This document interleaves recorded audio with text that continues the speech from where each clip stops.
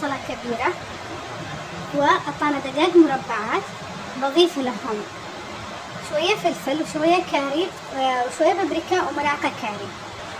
بحرك الدجاج مع البهارات. تمام. هذا بعد ما خلطنا الدجاج. على النار عملنا زيت زيتون وملعقة زبدة، وبنحط البصل، نقلب البصل على النار لحد ما تذبل البصل. نعمل ملح شوية. لما صار لون البصل شفاف نضيف الدجاج.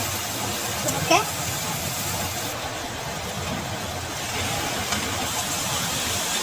نقلب الدجاج مع البصل لحتى ينضج.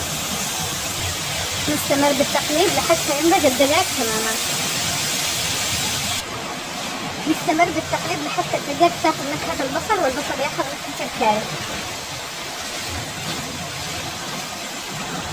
وكده صار الدجاج جاهز.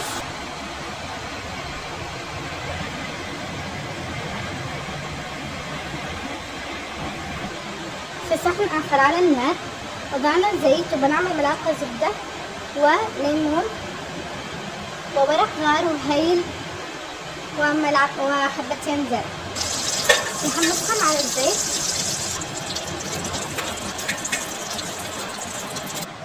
وبنضيف ربع ملعقة كاري وأقل من ربع ملعقة هول.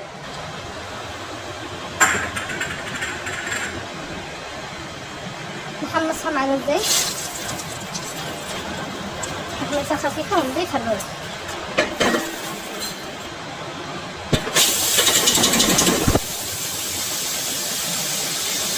نقلب الرز مع الكاري.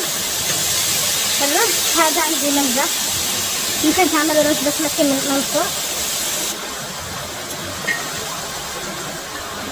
ولما تحمص الرز تمام بنضيف الماء.